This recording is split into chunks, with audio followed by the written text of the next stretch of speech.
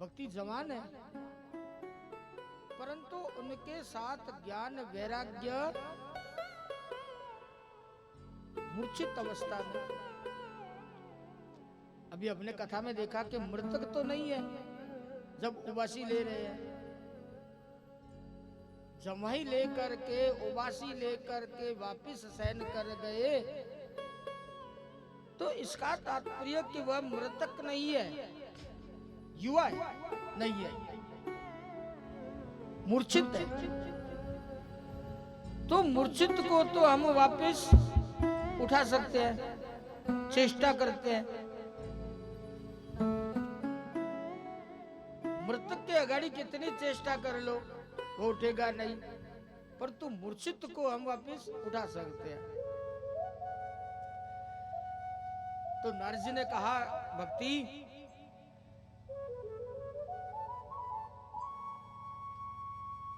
तथापि चिंता मुंच तमुपाय चिंतयाम्यहम्।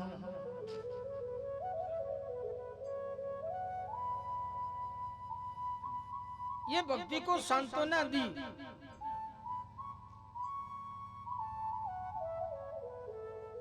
भक्ति को सांत्वना दी। भक्ति चिंता मुंच, कि केवल चिंता करने से कोई भी मार्ग नहीं मिलता, उपाय करो। चिंता करने बैठ जाओ, कुछ नहीं होगा, समय निकल जाएगा। तो तथापि चिंता मुंच तमुपाय चिंतयाम्यहम्। हम कोई उपाय करते हैं, चिंता से नहीं होता। चिता उसे कहते हैं जो मुर्दा जलाती है, और बड़ी है उसे वह चिंता जो जीते जी जलाती है। एक बिंदी का फर्क है ना। तो चिता में तो आग लगेगी, और बिंदी लग गई तो आग बुझ जाएगी और धुआं निकलेगा, दुखते रहोगे। तो कहते हैं चिंता नहीं है, चिंतन करो भगवान का। समस्याएं आएगी संसार में, हजारों समस्याएं आएगी, परंतु उस चिंता में उससे उबर नहीं पाओगे। चिंतन करोगे इसको कैसे पार किया जाए, तो जरूर कोई कोई उपाय मिलेगा चिंता को दूर करने का।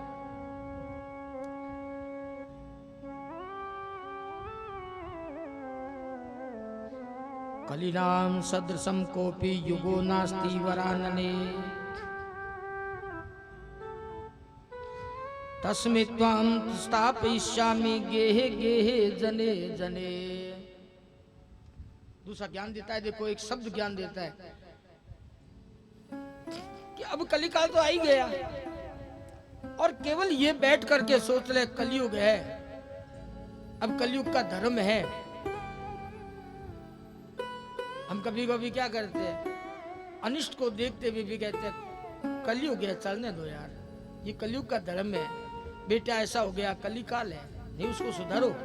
बेटी ऐसी हो गई, कलयुग है, नहीं उसको सुधारो, उपाय करो।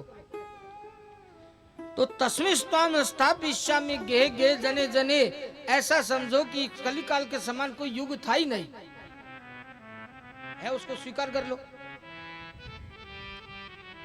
जो है ना उसका तो आनंद लो। बीत गया उसकी चिंता करते हैं, क्या फल प्राप्त कर लोगे। तो जो है उसको अच्छा बना करके चलो। ये कलिकाल के समान ऐसा कहो कि युग न कोई आया है और न कोई ऐसा युग आएगा। ये कलिकाल बहुत अच्छा है, ऐसा समझ करके जीवन लीला को चलाते रहो। दुखेशु दिग्ध मना और सुखेशु विगतस्पृह, क्या लिखा है गीता में कि दुखेशु दिग्ध मना और सुखेशु विगतस्पृह। दुख आ जाए तो द्वेग मत रखो मन में, ओए माँ क्या हो गया, दुख आ गया तो कौन आपके पास आएगा सांत्वना देने, उस दुख को आप ही नष्ट करोगे ना। और सुख आ गया तो भूलो मत, दिन के बाद रात्रि और रात्रि के बाद दिन चलता रहेगा, सुख और दुख चलता रहेगा। उपाय करो। नारजी ने पहले उपाय किया था,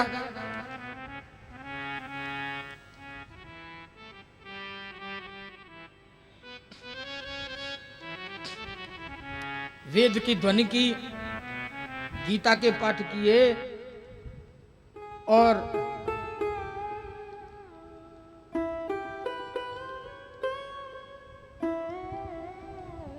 उनका गाड़ी बैठ करके भक्ति संकीर्तन किया और भक्ति को समझाया। भक्ति रोने से नहीं हासिल, रोने से नहीं हासिल है मेरे दिले सौदाई, आंखों की बर्बादी और दामन की रुसवाई।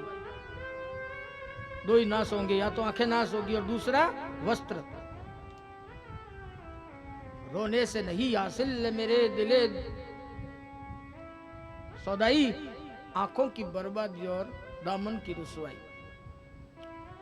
देखो संसार में कौन दुखी नहीं हुआ?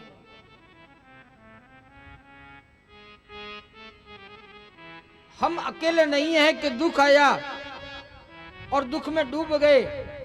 हम अकेले नहीं हैं। दूसरों के दुखों को देखो और उसके दुखों से वह कैसे पार गया, इसी प्रकार से अपने दुखों से पार रहो।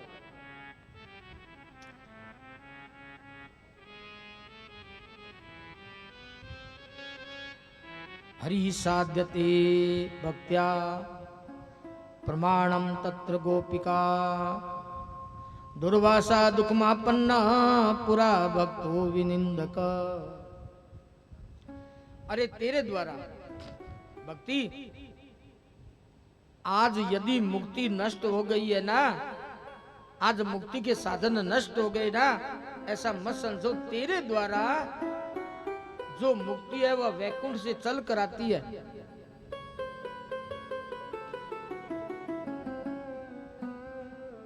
दुर्वासा ने कितना दुख प्राप्त किया जब एक भक्त की निंदा की थी।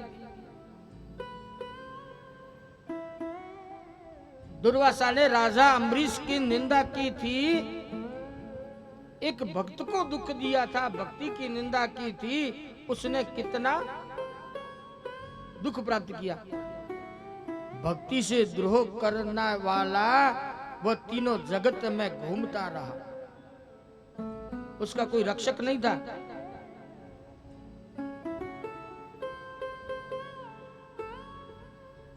उस दुर्वासा का कोई रक्षक नहीं था, फिर उसका रक्षक एक भक्त ही बना। राजा अम्बरीश ने उसके दुख को दूर किया ना, किसके द्वारा? भक्ति के द्वारा। तो भक्ति रोदन मत करो।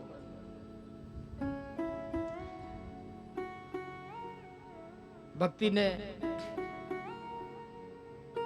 प्रसन्न चित्त होकर के नारजी महाराज की पूजा की।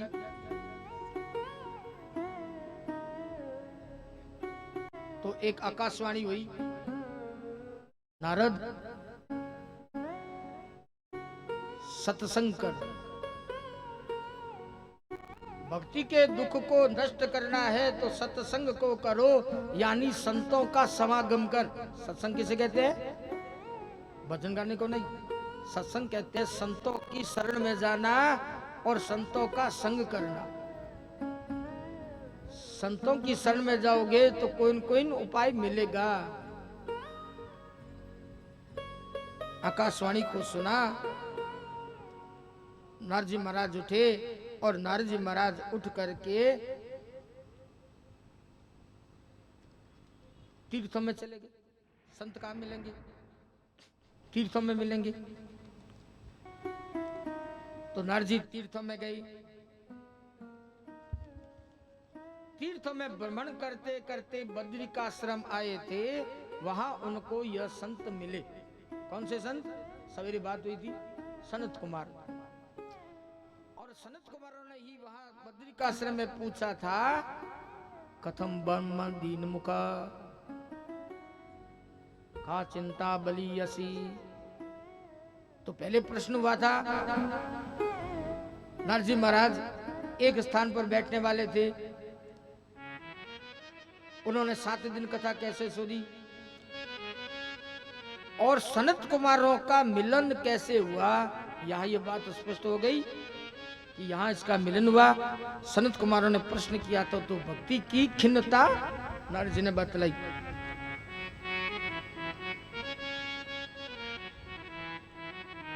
नारद जी ने सारी वार्ता बतलाई संत कुमारों को।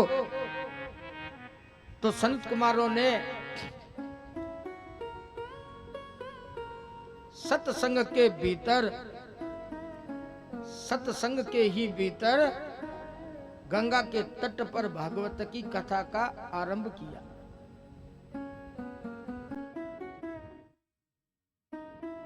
संत कुमार का चिंता मत करो नारद, भक्ति के लिए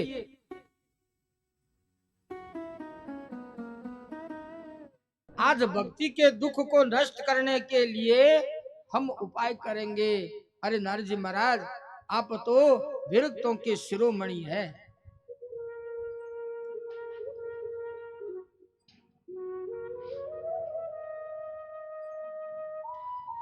इदं भागवतम नाम पुराणं ब्रह्म संहितं भक्ति ज्ञान विरागाण स्नापय प्रकाशितम।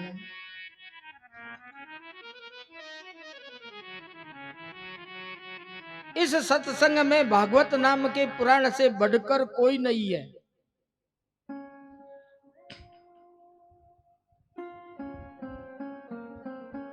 गंगा के तट पर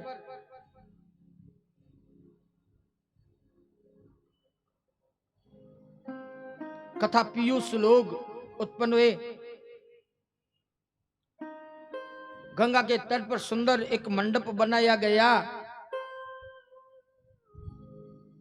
और जैसे ही बड़े बड़े संतों ने सुना कि अमुक स्थान पर भागवत की कथा है तो यदा यातास्तटम तेतु तदा कोला हलोपभूत। गंगा के तट पर बड़े बड़े संत आ गए, बड़ा कोलाहल हो गया, जय जयकार हो रही थी।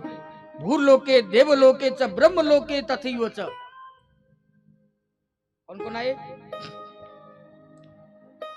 भूर्लोके इस संसार के लोग, देवलोके देवलोक से, और ब्रह्मलोके तथैव च, और ब्रह्मलोक से जो भी देवता गण थे वह सब, जिसको कहते हैं पीयूष, प्यासे। श्रीमद्भागवत पीयूष पानाय रस लंपटा। पीयूष और रस लंपट जो लोग थे वह सब बिना बुलाए आए, बुलाया नहीं, बिना बुलाए आए। कथा हो रही है और 30 संत जो भ्रमण करते हैं ना, 30 संत जो निरंतर भ्रमण करते हैं, वह 30 संत आकर के उस कथा में बैठ गए। भृगुर वशिष्ठ च्यवनश्च गौतमो, कहते हैं 30 संतों का श्रवण भी श्रेष्ठ है, इनके नाम भी श्रेष्ठ है कि भृगु वशिष्ठ च्यवनश्च गौतमो मेधातिथि देवल देवरातो रामस्तथा घाति सुतश्च शाकलो मृकंड पुत्रो अत्रि विप्लाद योगेश्वरो व्यास पराशरो छाया सुको जादली मुक्षा। ये 30 संत है, भी नाम बताए। ये 30 संत और भी बहुत सारे मुनिगण पुत्रों सहित स्त्रियों सहित, ये सब वेद वेदांत पुराण, ये सब मनुष्य बन करके वहां बैठ गए, कथा में बैठ गए। ये सारे रस लंपट जो थे, कथा के पीयूष थे, कथा के प्यासे थे, वह समस्त प्यासे लोग अलग अलग क्षेत्रों से, दिशाओं से आकर के बैठ गए बिना बुलाए। जय शब्दो नमः शब्द शंख शब्द तथैव च। जय शब्द होने लगा, भगवान को नमन का शब्द होने लगा और शंख ध्वनिया होने लग गई वहां पर।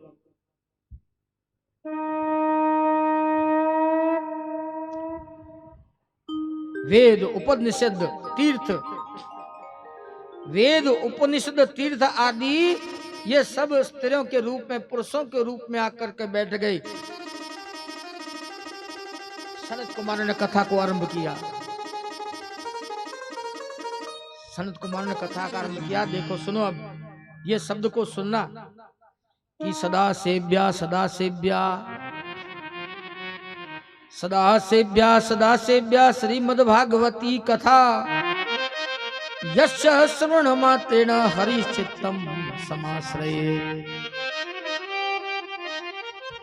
इसमें दिन रात नहीं देखना, इसमें मुहूर्त नहीं देखना, कौन सा मुहूर्त अच्छा है वह नहीं देखना चाहिए, कौन सा मास है वही नहीं देखना चाहिए, कौन सा दिन है कौन सी मिति है वही नहीं देखनी चाहिए। क्या कहते हैं? सदा सेव्या हमेशा भागवत सुनने का दिन ही श्रेष्ठ दिन है, ये मान करके चलो। चाहे श्राद्ध पक्ष है, चाहे मल मास है, चाहे कौन सा ही महीना है। अब हमने अपना मुहूर्त देख लिया भाई, अभी तो श्राद्ध पक्ष है, हम कार्तिक में कराएंगे, मुक्सर में कराएंगे, तो आपका ठेका है क्या 2 मास तक जीवित रहेंगे? है तो वो तो मुहूर्त तक हम निकल गए तो नहीं। आज सदकर्म करना है तो आज कीजिए, और पाप कर्म करना है तो उसका मुहूर्त लीजिए। गाय को लाठी मारनी है आज हमें, ये गाय बहुत तंग करती है, इसको लाठी मारेंगे तो पंचांग दिखाओ कब मारना है। तो पाप का मुहूर्त लो, क्या पता वो पाप हो ना, हम उससे पहले चले जाए तो पाप होगा नहीं शरीर से। और सदकर्म का मुहूर्त मत लो। गाय की रोटी को मुहूर्त लेते हैं क्या? आज देनी आज देंगे। तो सदकर्म का कभी मुहूर्त मत लो। सदकर्म वह है जिस दिन आपके मन में अच्छा आया, वही मुहूर्त है। अच्छा करने का जो मुहूर्त मन में आ गया है ना, वही सद मुहूर्त है आपका। तो सदा सेव्या श्रीमद्भागवती कथा यश स्मरण मात्रेण यश श्रवण मात्रेण हरिचित्तम समाश्रये। अब लोग कहते हैं इससे क्या मिलता क्या है? इस भागवत से क्या मिलता है? हो गया बस 1 दिन 2 दिन 4 दिन 7 दिन 8 दिन खत्म हो गया, बस हो गई? नहीं। तो यश श्रवण मात्रेण यश स्मरण मात्रेण हरिचित्तम आश्रय, ये तभी आपके मन में आएगी जो आपके मन में हृदय आएंगे, हृदय में परमात्मा बैठेंगे। और जब भी भागवत की कथा सुनोगे तो उस समय श्रवण मात्रेण हरिचित्तम समाश्रय, उस समय आपके हृदय में भगवान आकर के बैठ जाएंगे। ग्रंथो 18 शास्त्रो, सुना, ग्रंथो 18 शास्त्रो 12 स्कंद संहितः परीक्षित सुख संवाद स्नो भागवतम चतुर्थ। 12 स्कंद है इसमें, 18,000 श्लोक है। 18,000 का मतलब पूर्ण, 8 1 9, इसमें पूर्ण अंक है। हो गया बस, ऐसा समझो। और जिसमें संवाद किसका? मुख्य संवाद। वैसे तो बहुत संवाद आएंगे इसमें, पर तो मुख्य संवाद राजा परीक्षित और सुखदेव मुनि का है। नारद युधिष्ठिर का संवाद आएगा, उद्धव संवाद है, विदुर और मैत्री का संवाद 2 स्कंदों में भरा पड़ा है।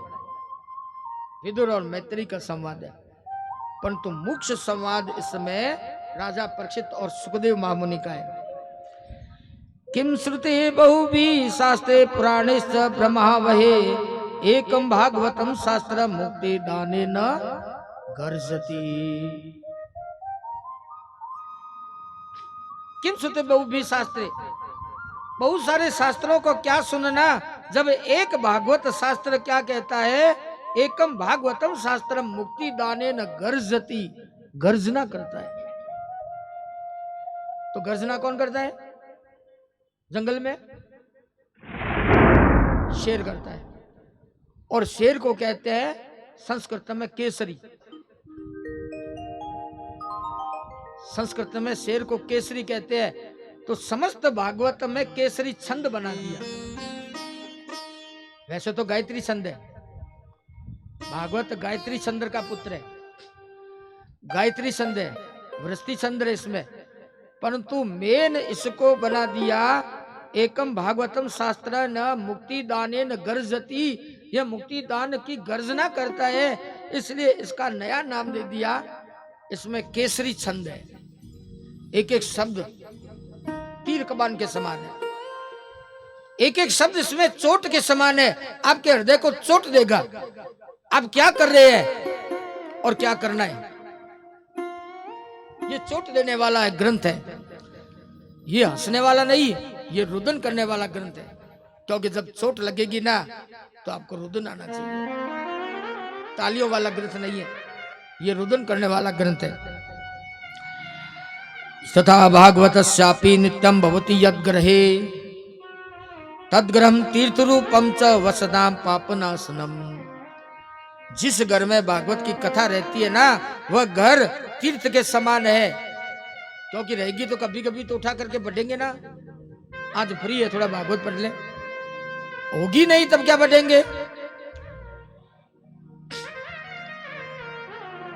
सुख शास्त्र की महिमा चल रही थी कि उसी समय भक्ति अपने दोनों पुत्रों को चला करके ले आई। जो वृद्ध थे, जो बेहोश थे,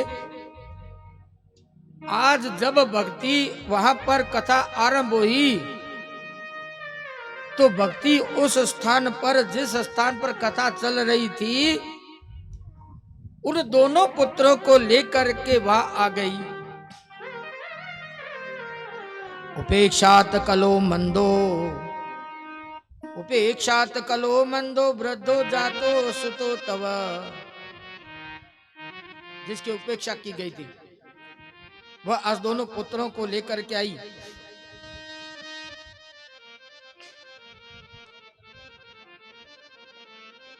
देखा कहीं पर स्थान नहीं था, पूरा मंडप भरा हुआ था। आज भक्ति आई अपने दोनों पुत्रों को लेकर के, तो वहां पर स्थान नहीं दिखलाई दिया। तो भक्ति ने देखा कहां बैठूं, कोई आसन खाली नहीं था। तो भक्ति ने क्या क्या किया, जो समस्त संत गण और भागवत पीयूष बैठे थे उनके हृदय में जाकर के बैठ गई। भक्ति सारी हृदय में आकर के सब संतों के साथ बैठ गई।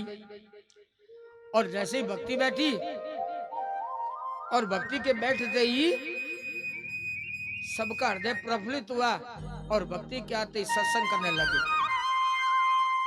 लोग कीर्तन करने लगे। एवं नगाः शृणोरुदर में, एवं नगाः शृणोरुदर में प्रकाश्यमान ऋषि समाया आश्चर्यमेकं समभूतदानी तदुच्यते शृणुषो नकत्रम्। आश्चर्य हुआ, ये क्या हुआ, ये चारों तरफ नेत्रों में प्रकाश कैसे आ गया, सबके नेत्रों में प्रकाश आ गया, क्या बात है। इतनी उदास थे और भक्ति के आते ही सबके नेत्र चमकने लग गए। आश्चर्य में कम, ये कहां से, क्या हुआ, अभी अभी ये क्या हुआ, भक्ति कहां से आई, किधर से आई। भक्ति सुतो तो तरणवा ग्रहितो, भक्ति सुतो तो तरुणो गृहीत्वा प्रेमे करूपा सा विरासित। श्री कृष्ण गोविंद हरि मुरारे नाथेति नामानि मुहुर्वदन्ति।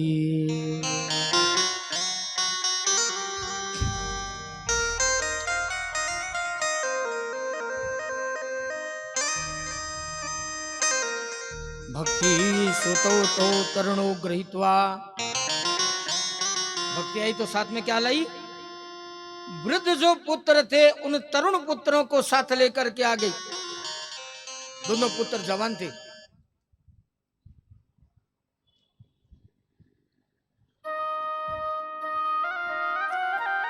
और सबके हृदय से कीर्तन आरंभ हो गया। श्री कृष्ण गोविंद हरे मुरारे नाथेति नामानि मुहुर वदंती। मुहुर मुहुर कहते बार बार, मुहुर मुहुर वदंती, बार बार वे उन शब्दों का उच्चारण करने लग गए। श्री कृष्ण गोविंद हरे मुरारे हे नाथ नारायण वासुदेवा। हे नाथ नारायण वासुदेवा। तांचागता भागवतार भूषा सुचारु वेशा सदसो सदस्या। श्री कृष्ण गोविंद हरे मुरारे हे नाथ नारायण वासुदेवा।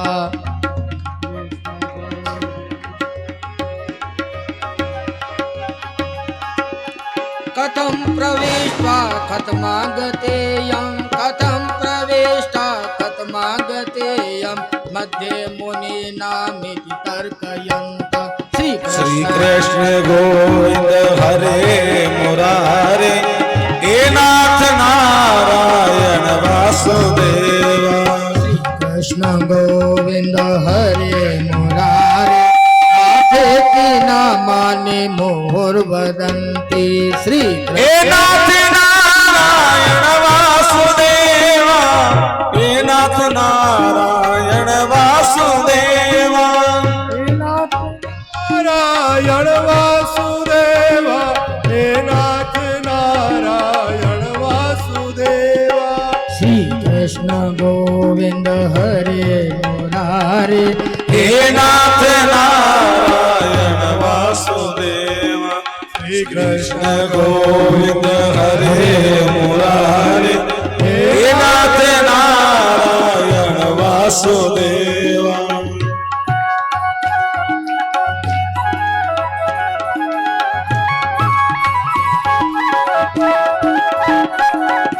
ऊचु कुमारा वचनं तदानी, ऊचु कुमारा वचनं तदानी, कथार्थतो निष्पतता निवेदा। श्री कृष्ण गोविंद हरे मुरारे हे नाथ नारायण वासुदेवा। कृष्ण गोविंद हरे मुरारे हे नाथ नारायण वासुदेवा। एवं गिरसा सस्तानि सम्या, एवं गिरसा सस्तानि सम्या, सनत् कुमारं निर्गादनाम्रा। श्री कृष्ण गोविंद हरे मुरारे हे नाथ नारायण वासुदेवा। कृष्ण गोविंद हरे मुरारे हे नाथ नारायण वासुदेवा। भक्तेषु गोविन्द स्वरूप धत्ते, प्रेमे ककासे भवरोग हन्ते। कृष्ण गोविंद हरे मुरारे हे नाथ नारायण वासुदेवा। भक्तेषु गोविन्द स्वरूप धत्ते, प्रेमे ककासे भवरोग हन्ते। श्री कृष्ण गोविंद हरे मुरारे हे नाथ नारायण वासुदेवा। संशया निरंतरं वैष्णव मानसानि। श्री कृष्ण गोविंद हरे मुरारे हे नाथ नारायण वासुदेवा। श्री कृष्ण चैतन्य प्रभु नित्यानंदा, हरे कथा हरे राम हरे गोविंदा। श्री कृष्ण चैतन्य प्रभु नित्यानंदा, हरे राम राधे गोविंद। चैतन्य प्रभु नित्यानंदा हरे दाता हरे राम राधे गोविंदा। श्री कृष्ण चैतन्य प्रभु नित्यानंदा हरे राधा हरे राम राधे गोविंदा। श्री कृष्ण गोविंद हरे मुरारे हे नाथ नारायण वासुदेवा। श्री कृष्ण गोविंद हरे मुरारे हे नाथ नारायण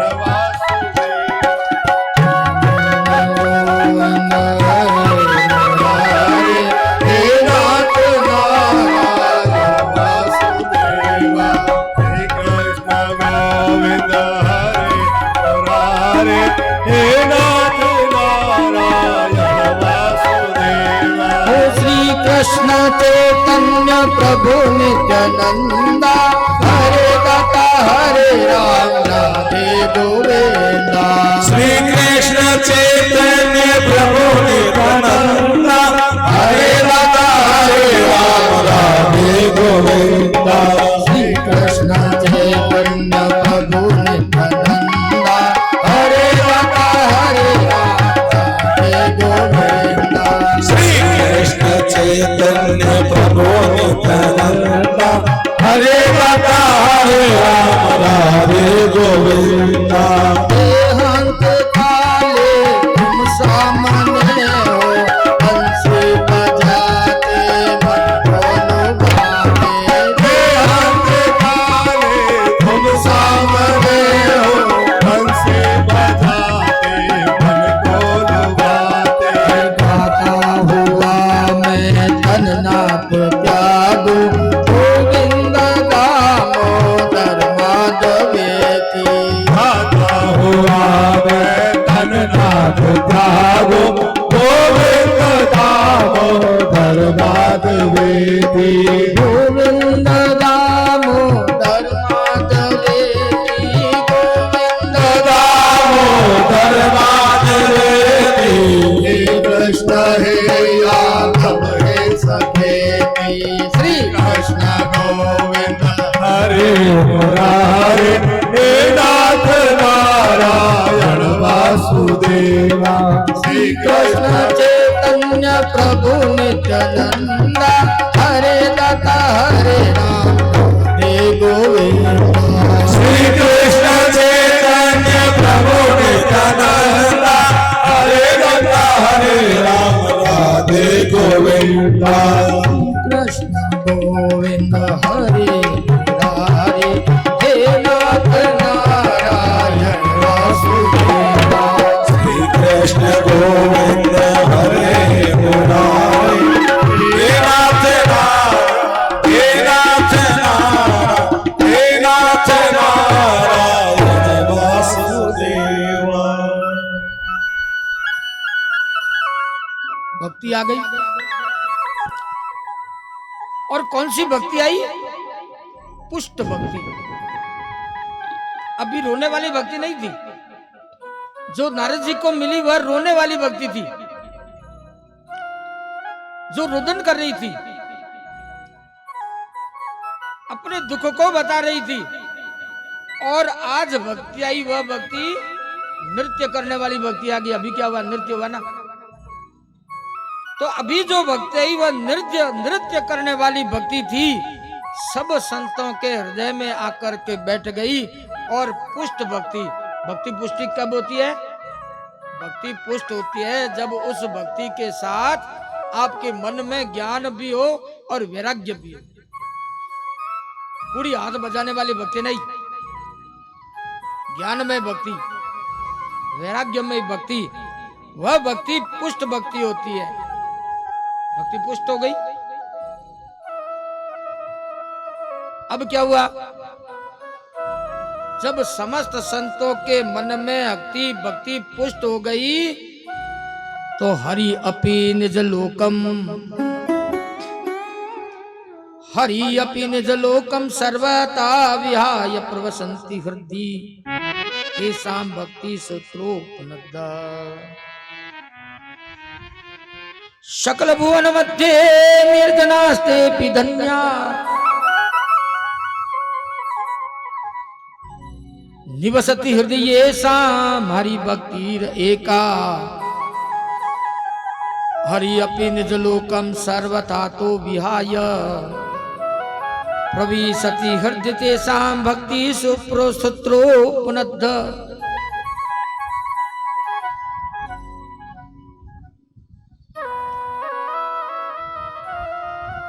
आज सकल भुवन में समस्त जब भक्ति प्रवेश कर गई तो निर्धन भी धनवान हो गए। जो संत निर्धन थे भक्ति से, धन से नहीं, तो निर्धनास्ते भी धन्या, जो निर्धन थे भक्ति से वह भी धन्य हो गए, क्योंकि हरि अपनी निज लोकम सर्वथा, जो हरि भगवान अपने लोक में रहते हैं ना, वह भी आकर के उस कथा स्थल पर बैठ गए। जब भक्ति निकल गई बैकुंठ से, तो भगवान को भी उनके पीछे पीछे, भक्ति के पीछे पीछे उस गंगा के तट पर आना पड़ा। भगवान बंधे हुए हैं भक्ति से। निर्धन के घर भी भगवान को जाना पड़ता है। सोने के कटोरे में बादाम चढ़ाने वाले के मध्य में भक्ति नहीं है ना, तो भगवान वहां नहीं जाएंगे। और मिट्टी में यदि शीरा बना करके चढ़ाएंगे तो भगवान भक्ति के साथ वहां जाएंगे।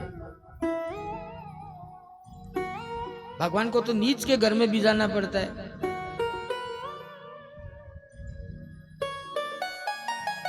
अहिल्य का घर, बहेलिये के घर, ये कौन सा घर अच्छा था?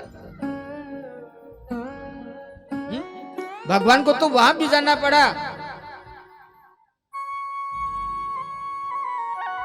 एक बिल्ली के बेर को खाने के लिए भगवान ने रास्ता बदल लिया, और कितनी दूर वो बेर खाने गए बिल्ली के घर। क्यों?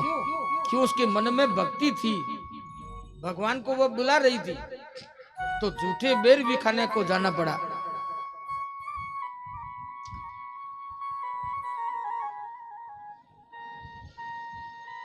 तो हरि अपि निज लोकम सर्वथा अतो विहाय प्रविशन्ति।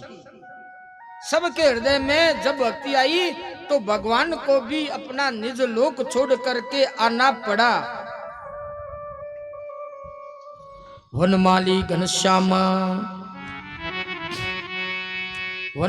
घनश्याम पीतवासा मनोहरम निज लोकम परित्यज्य भगवान भक्त वत्सल। वनमाली श्याम वरण पीत वस्त्रों को धारण करने वाले, मन की गति को भी हरण करने वाले भगवान अपने लोक को छोड़ करके भक्त वत्सल भगवान भक्तों के मध्य में आकर के बैठ गए।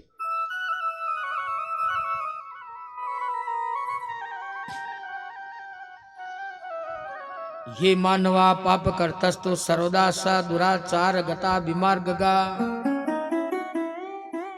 संत कुमारों ने कथा को आरंभ किया। भक्ति आ गई थी, भगवान भी आ गए, पुष्ट भक्ति आई। संत कुमारों ने कहा, भाई ये भागवत का अधिकारी कौन है? जो नित्य पाप कर्म करने वाले हैं, दुराचारी है, विमार्गी है, क्रोधाग्नि में दग्न कुटिल व्यक्ति है, उन व्यक्तियों को भी भागवत की कथा सुननी चाहिए। वे पवित्र होते हैं। सत्यहीन, माता पिता और गुरु की निंदा को करने वाले तृष्णिया, मत्सर्यता लोग, अपने धर्म का परित्याग करने वाले व्यभिचारी लोगों को भी यह कथा पवित्र करती है। देखो, दुष्ट लोग है, उस दुष्टों के दुष्ट पने को भी यह कथा पवित्र करती है। इस बात को स्पष्ट करने के लिए एक सुंदर सा दृष्टांत दिया।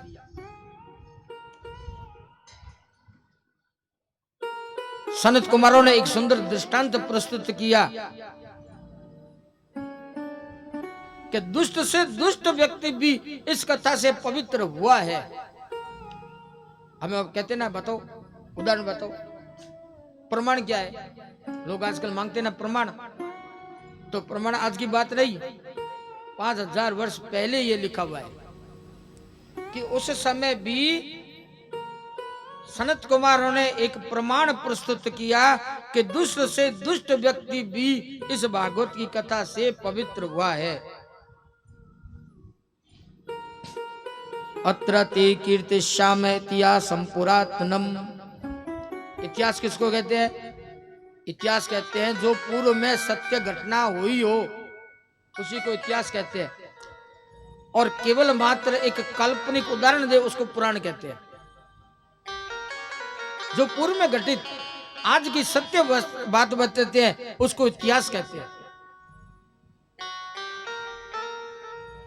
तो ये इतिहास है, इसका मतलब ये सत्य है कि पूर्व समय में तुंगभद्रा नाम करके तट पर एक शुद्ध आत्मदेव नाम करके ब्राह्मण रहते थे।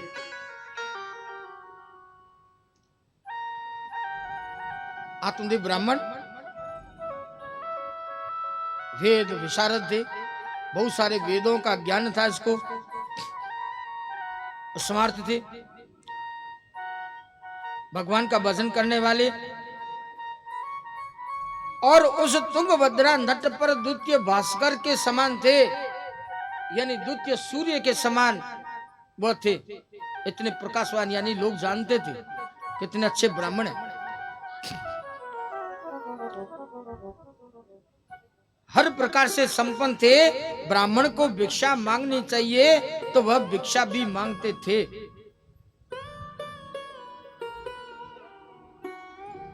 उसका नित्य कर्म था भिक्षा मांगना। उधर से वर्णम बहुकृत वेशम,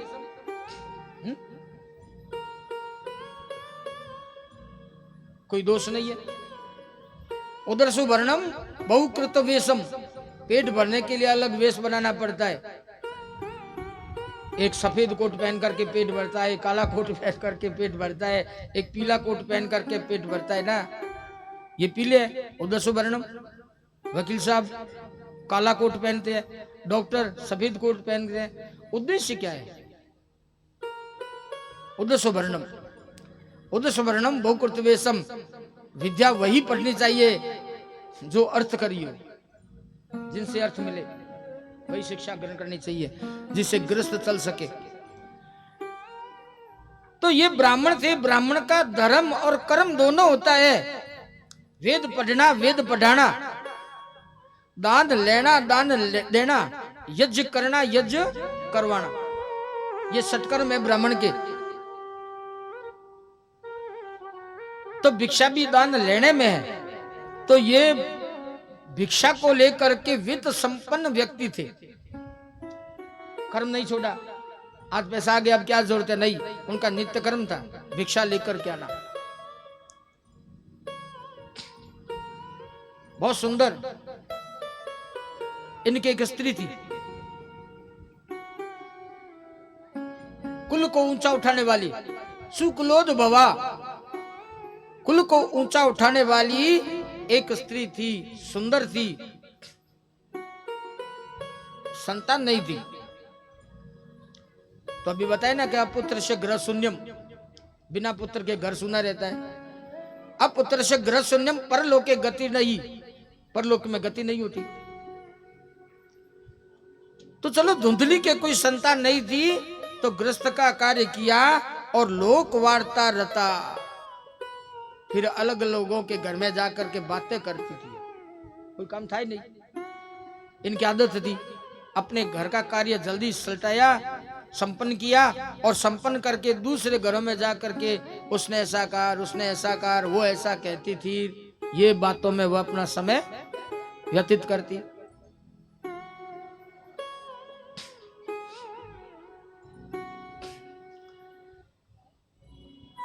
अब आत्मदेव के कोई प्रकार का दुख नहीं था, परंतु एक दुख था। अप्रत्यक्ष गृह शून्यम परलोके गति नहीं, तस्माद सर्व उपाय न पुत्र से उत्पादय न। आज आत्मदेव जी खिन्न हो गए। और आत्मदेव जी खिन्न होकर के ग्रस्त का परित्याग करके एकांत वन में जाकर के रुदन कर रहे थे। एकांत वन में चले गए और एकांत वन में जाकर के रुदन कर रहे थे कि एक संत महात्मा आए।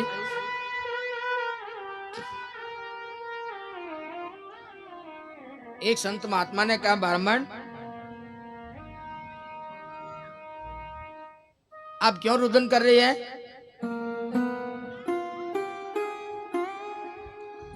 कथम रोदसी विप्रतम काते चिंता बलियसी वदतुम सत्स्वरम मह्यम स्वस्य दुःखस्य कारणम। आत्मदेव से पूछा, महाराज आप क्यों रुदन कर रही है? आपके दुख का कारण क्या है? कोई हो तो बताओ। तो आत्मदेव ने कहा, महाराज आप क्यों पूछ रहे हैं?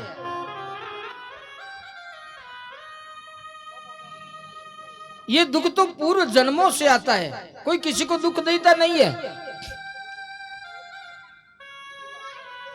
इस संसार में केवल मैं ब्रह्म है कि उसने मुझे दुख दे दिया, उसने मुझे सुख दे दिया, पर कोई किसी को दुख नहीं देता और कोई किसी को सुख दे नहीं सकता। किम ब्रह्म मेरे से दुखम पूर्व पापे न संचितम। पूर्व में हमने जैसा कर्म किया है वैसा हमें फल मिलेगा। ना हम जनों में सुख दुख हेतु, ना हम जनों में सुख दुख हेतु देवता तमा।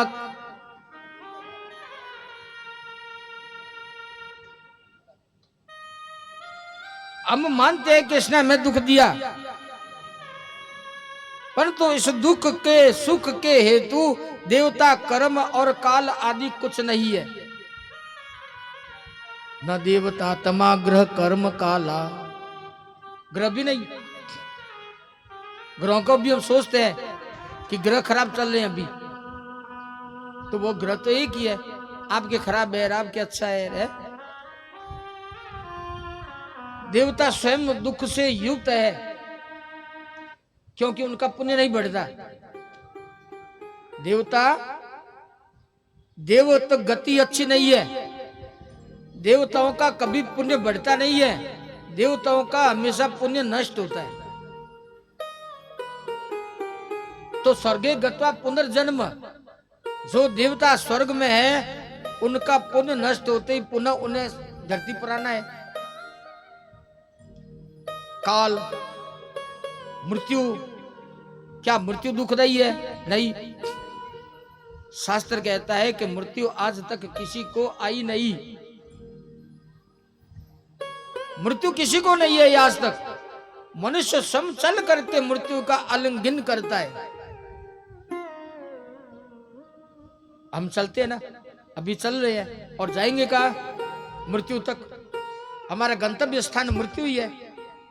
अभी चल रहे हैं, अभी 50, 51, 52, 60, 62 है, पर ये समाप्त कब होगा? ये चलना समाप्त कब होगा? जब मृत्यु का आलिंगन करेंगे तो हमारा चलना बंद।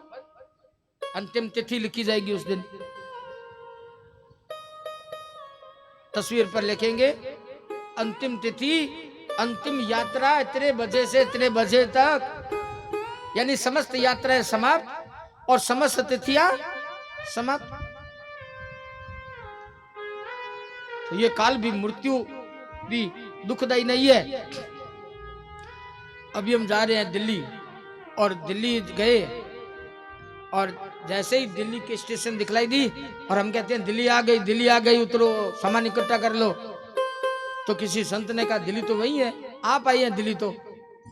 और मूर्खतावश कहते हैं दिल्ली आ गई, जयपुर आ गया, बम्बई आ गई, अहमदाबाद आ गया। अरे वो तो वही है, हम टिकट लेकर के चलते चलते वहां पर गए हैं। इसी प्रकार मृत्यु वही है और हम मृत्यु का आलिंगन करते हैं। मनः परम कारण मामनंती, मनः परम कारण मामनंती संसार चक्रम वर्तयेद्य। तो सुख और दुख का कारण यह मन है। कौन कह रहा है ये बात? आत्मदेव जी कह रहे हैं संत को, ऋषि को, कि महाराज आप दुख का कारण क्यों पूछते हैं? दुख का कारण यह मन है और दुख का कारण पूर्व जन्म के संचित पाप कर्म है। संत ने कहा फिर तो आप मूर्ख है? ब्राह्मण होकर के दूसरों को ज्ञान देने वाले भी यदि इस दुख से दुखित है, महाराज रे मुंचांत कुटुंबासा संन्यासे सर्वथा सुखम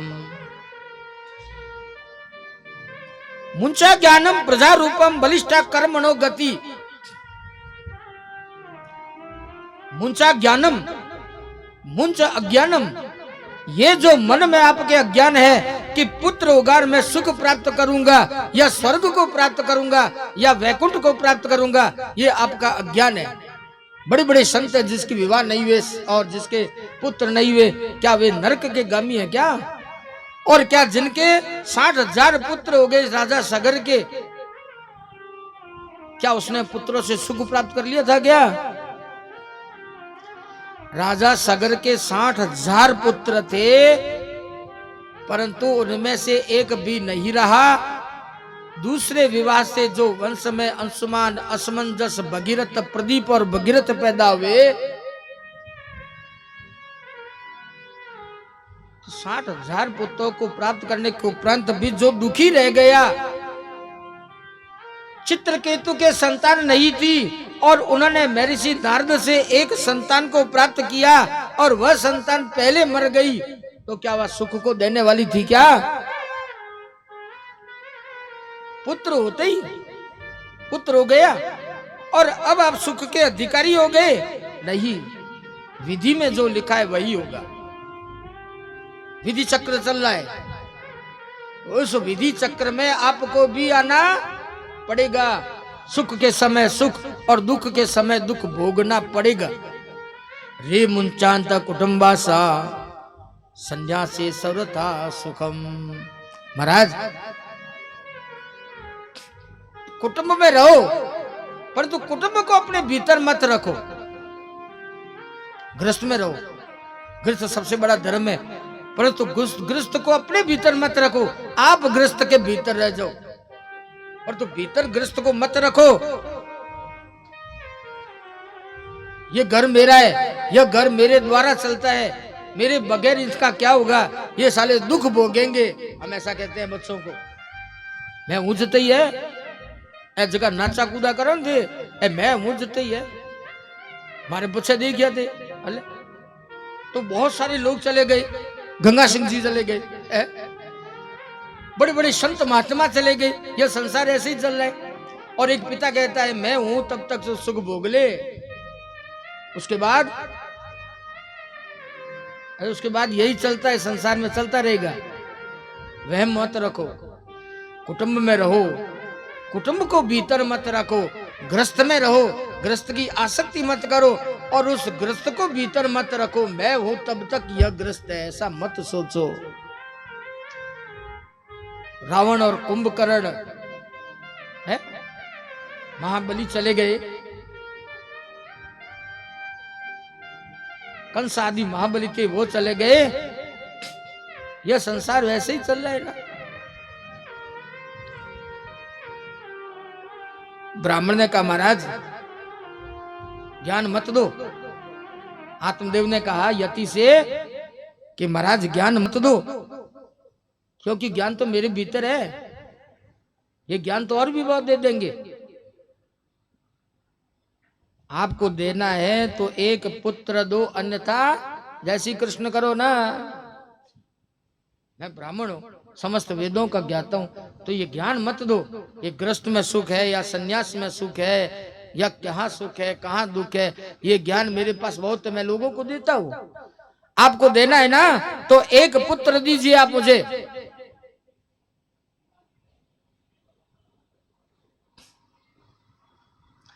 शास्त्र कहता है कि जहां पर संत समागम होते हैं पाप नष्ट हो जाते हैं।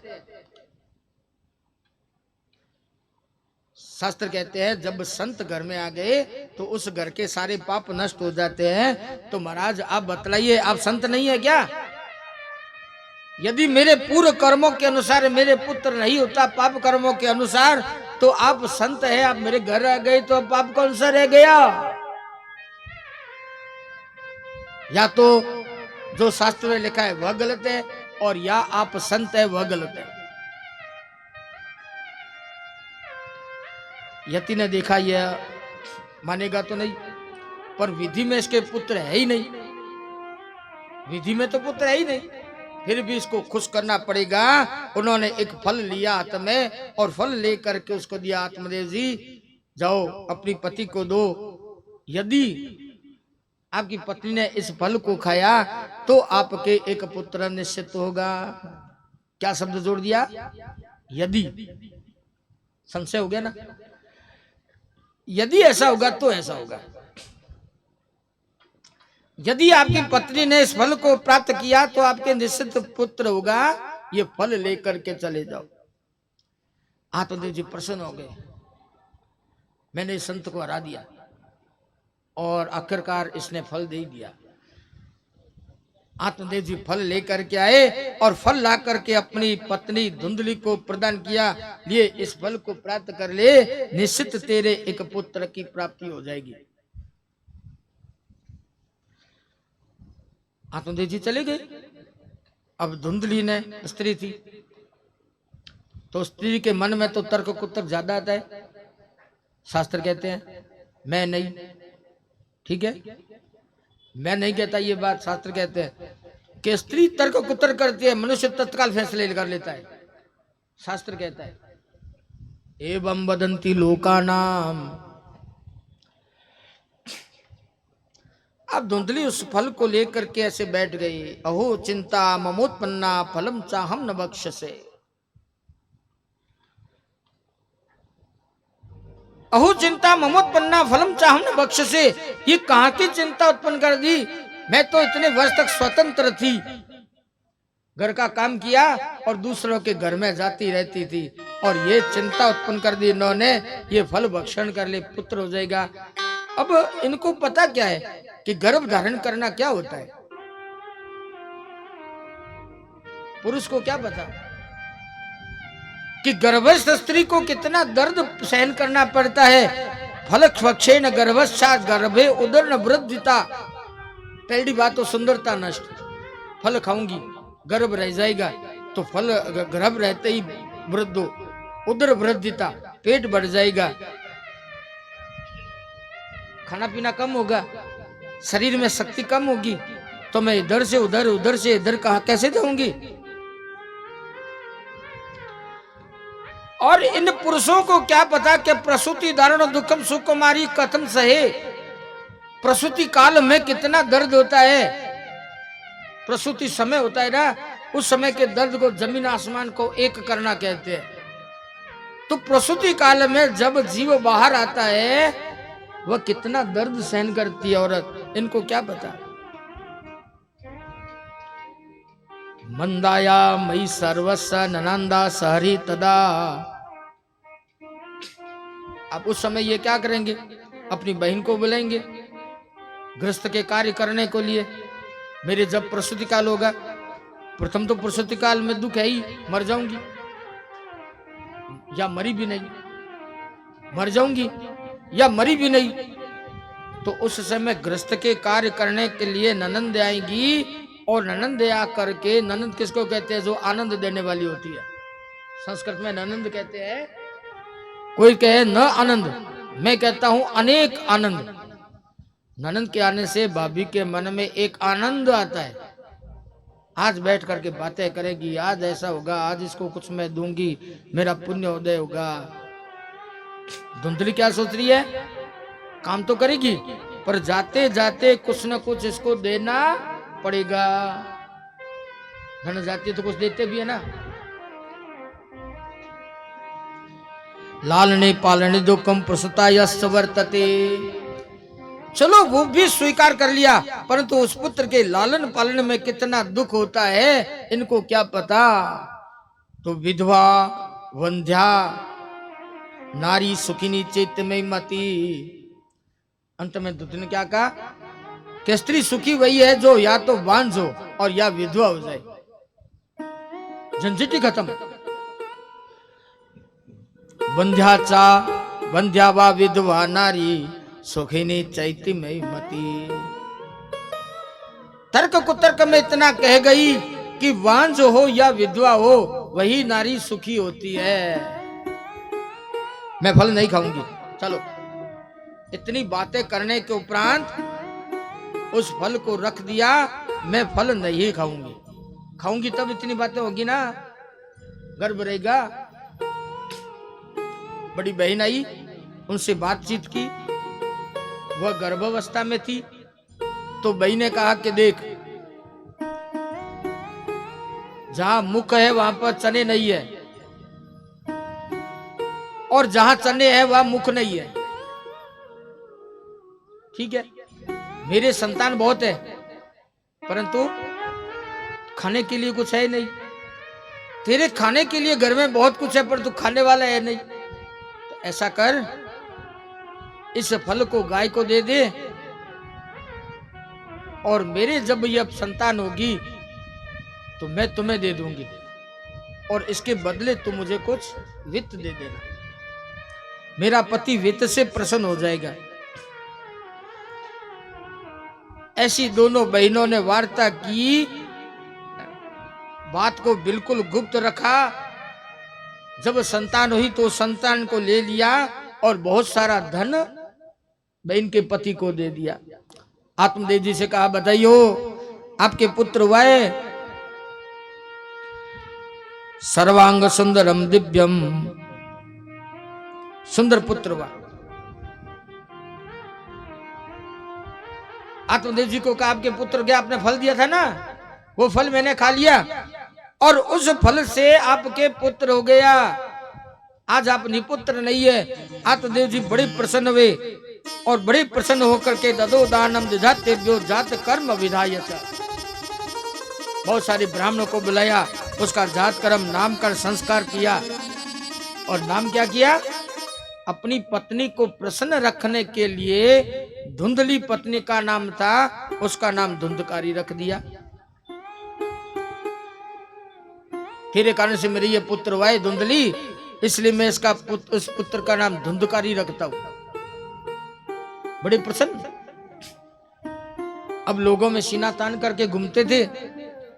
2 मास हुए। 2 मास होने के उपरांत जो गाय को फल दिया गया था, उस फल से गाय के भी सर्वांग सुंदरम दिव्यम निर्मलम कनक प्रभ दृष्टा प्रसन्नो विप्रस्तो संस्कारान स्वयं ददे। गाय के भी बछड़ा नहीं हुआ, मनुष्याकृति पुत्र हुआ, क्योंकि ऋषि का प्रसाद था। मनुष्याकृति सर्वांग सुंदर एक पुत्र गाय ने उत्पन्न किया, और उसके केवल मात्र कान जो थे वो गाय के थे। आज आत्मदेव जी बड़े प्रसन्न, और उनका नाम रख दिया गोकर्ण। गाय के कान थे ना, तो गाय के कान यानी गोकर्ण, उसका नाम गोकर्ण रख दिया, और बड़ी प्रसन्नता से भ्रमण करने लग गई।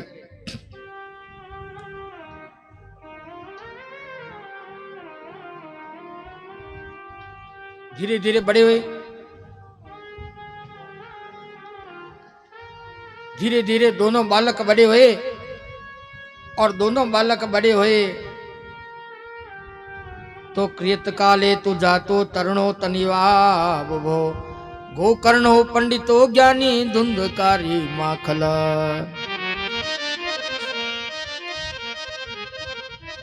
अब देखो संस्कार। एक पुत्र जो गाय के था, वह गाय का पुत्र था, एक संत वार्ता से उत्पन्न, सत्संग के द्वारा पुत्र था।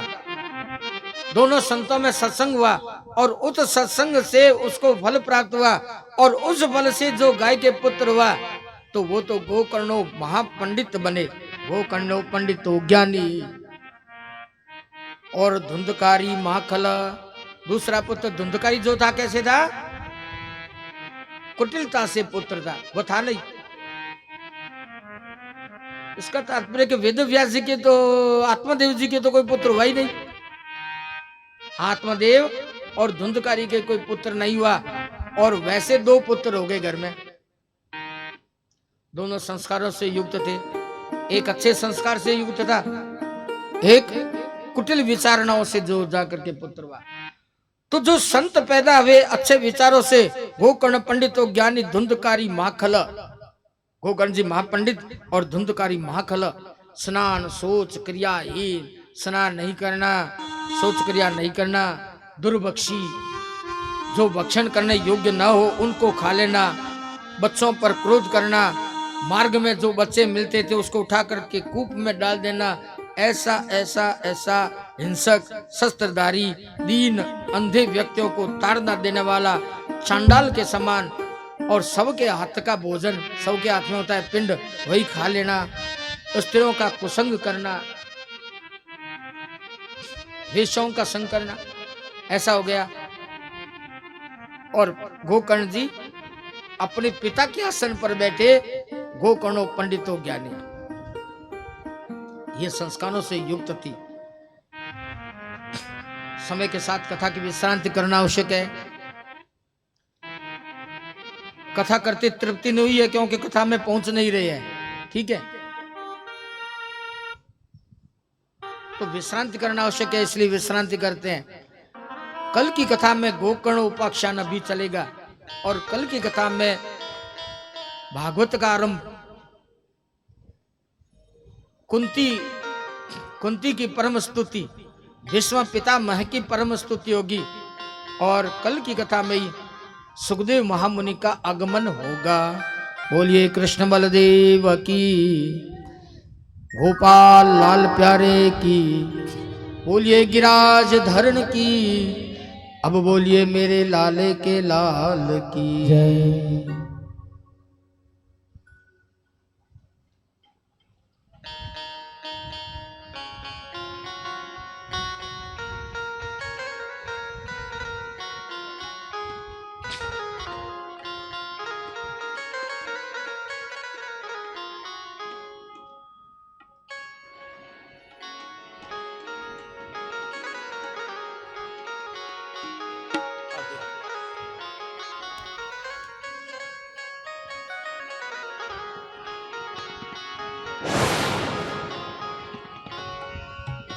श्री कृष्ण गोविंद हरे मुरारे, हे नाथ नारायण वासुदेवा। श्री कृष्ण गोविंद हरे मुरारे, हे नाथ नारायण वासुदेवा। श्री कृष्ण गोविंद हरे मुरारे, हे नाथ नारायण वासुदेवा। श्री कृष्ण गोविंद हरे मुरारे, हे नाथ नारायण वासुदेवा। हे नाथ नारायण वासुदेवा, हे नाथ नारायण वासुदेवा। हे नाथ नारायण वासुदेवा। हे नाथ नारायण वासुदेवा। कृष्ण गोविंद हरे मुरारे, हे नाथ नारायण वासुदेवा। श्री कृष्ण गोविंद हरे मुरारे, हे नाथ नारायण वासुदेवा। देहांत काले तुम सामने हो, बंसी बजाते मन को लुभाते। देहांत काले तुम सामने हो, बंसी बजाते मन को लुभाते। आता हुआ मैं कन्नाथ त्यागो, गोविंद दामोदर माधवेती। गाता हुआ मैं तननाथ जागो, गोविंद दामोदर माधवेती। गोविंद दामोदर माधवेती, हे कृष्ण हे यादव हे सखेती। गोविंद दामोदर माधवेती, हे कृष्ण हे यादव हे सखेती।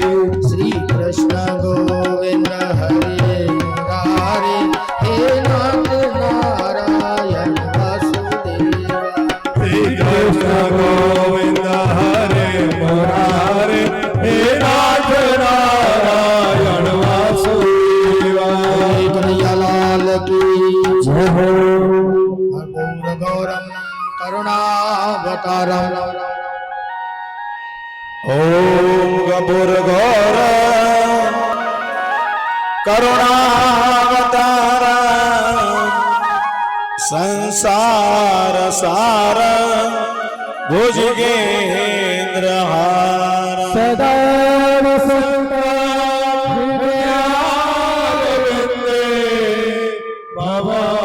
भवावे सहितं नमामि सावर सागिरदारी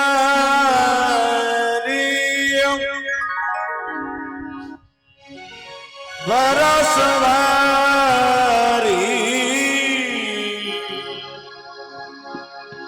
हर बिना मोरी गोपाल बिना मोरी लक्ष्मी नाथ बिना मोरी सावर शेख बिना मोरी कौन खबर ले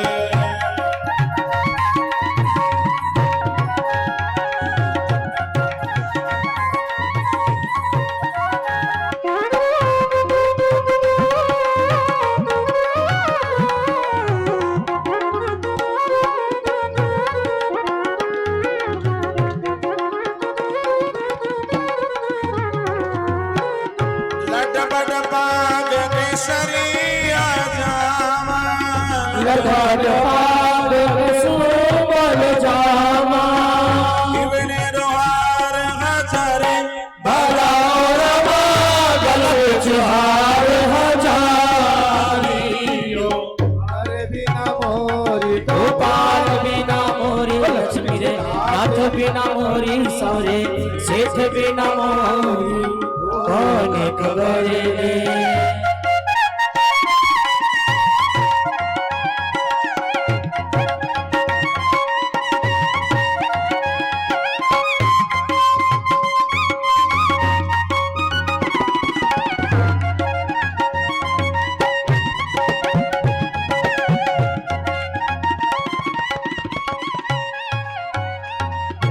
मोर मुकुट हरिवे छात्र विराजे मोर मुकुट हरिवे छत्र विराजे कुंडल रे शोभन रे भराओ रमा कुंडल रे छबिनारी हर बिना मोरी गोपाल बिना मोरी लक्ष्मी रे नाथ बिना मोरी सौरे सेठ बिना मोरी कौन खबर ले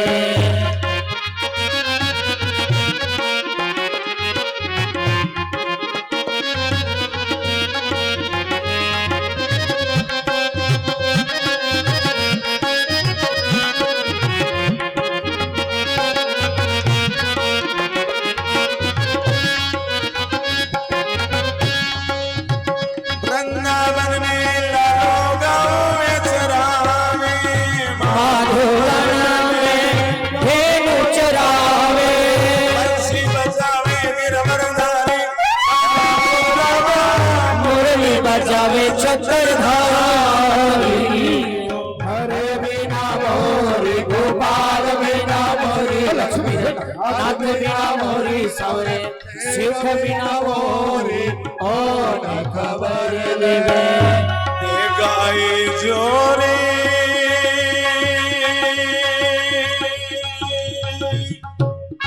कन्हैया भगतारे कीर्तन में कन्हैया बेगा आई जोरे टीका आई छोरे कन्हैया भगतारे मंदिर में कन्हैया बेगाई जोरे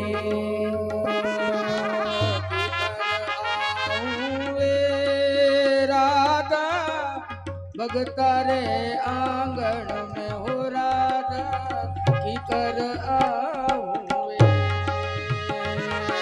तेरे संग नाचूं रुकमण राधा रे आंगणिय में रुकमण भक्ति संग नाचूं रे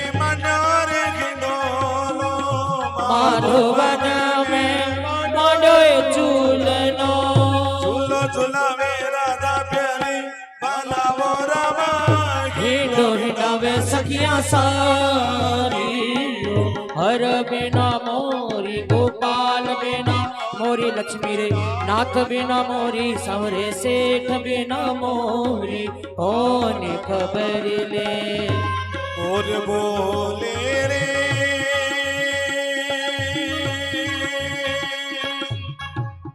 कन्हैया वृंदावन नगरी में कन्हैया और बोले रे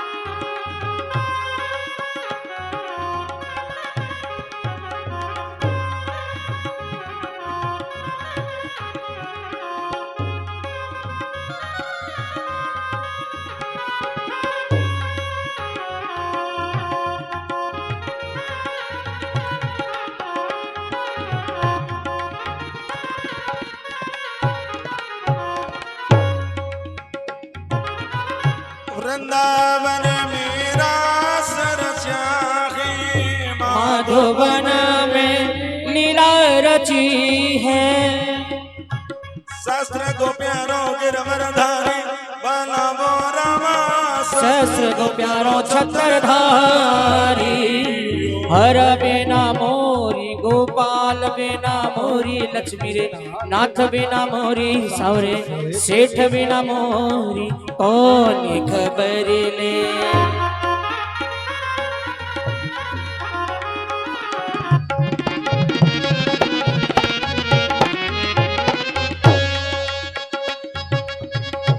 छपन भोग छत्री सोमेवा छपन भोग छती सोमेवा भोग लगावे राधा प्यारे बनावो रामा भोग लगावे सखिया सारी हर बिना मोरी गोपाल बिना मोरी लक्ष्मी रे नाथ बिना मोरी सवरे सेठ बिना मोरी कौन खबर ले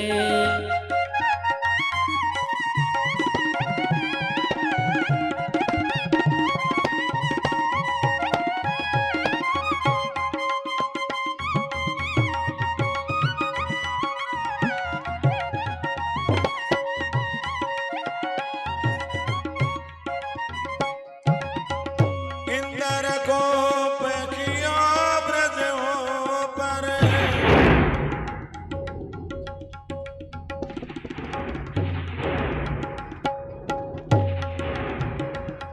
इंदर को पखिया ब्रज हो पर इंदर कोप कियो ब्रजयु पर नख पर गिरवर धारे बनावो रामा नख पर गिरवर धारी हर बिना मोरी गोपाल बिना मोरी लक्ष्मी रे नाथ बिना मोरी सौर सेठ बिना मोरी कौन खबर ले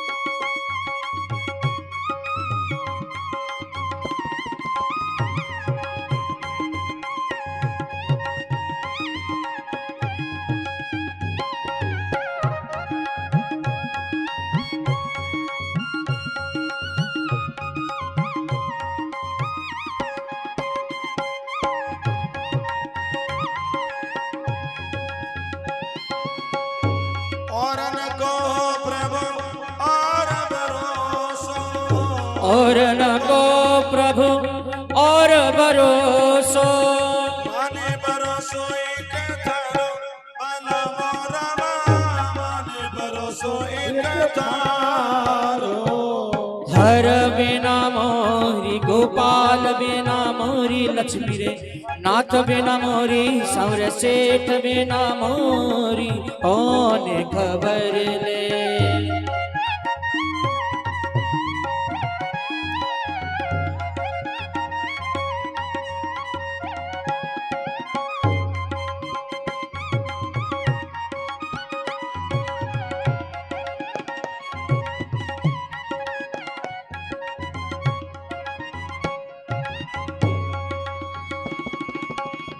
भाई मीरा के प्रभु गिरधर नागर मेरा भाई के प्रभु नटवर नागर गिरधर नागर नटवर नागर गिरधर नागर नटवर नागर गिरधर नागर नटवर नागर भाई मीरा के प्रभु गिरधर नागर मेरा भाई के प्रभु नटवर नागर चरण कमल बलि हरि बल मोरा जन्म जन्म दासी थारी हर बिना मोरी गोपाल बिना मोरी लक्ष्मी रे नाथ बिना मोरी सौर सेठ बिना मोरी कौन खबर ले सागर सागिरदारी भरोसा शरण निहारी लता हमारी हर बिना मोरी गोपाल बिना मोरी लक्ष्मी रे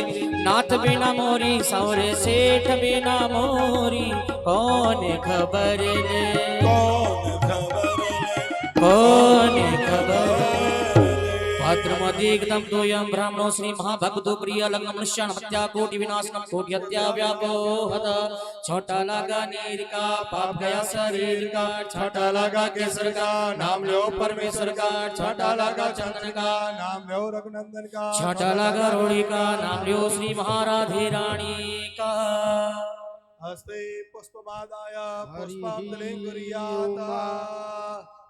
हरि ओम यज्ञेन यज्ञमय जन्त देवा स्थाने धर्माणि प्रथमान्य सन्नतेह नागं महिमानः सचन्त्र यत्र पूर्वे साध्याः सन्ति देवा हरि ओम नाना सुगन्धि पुष्पाणि यथा कालो भवानि च पुष्पाञ्जलि मया दत्तं गृहाणां परमेश्वर ओम क्लीं कृष्णाय वासुदेवाय हरिये परमात्मने प्रणता क्लेशनाशाय गोविंदाय नमो नमः मंत्रपुष्पांजलिं समर्पयामि नमः त्वमेव माता स्वपिता त्वमेव बन्धो सखा त्वमेव विद्या द्रविणं त्वमेव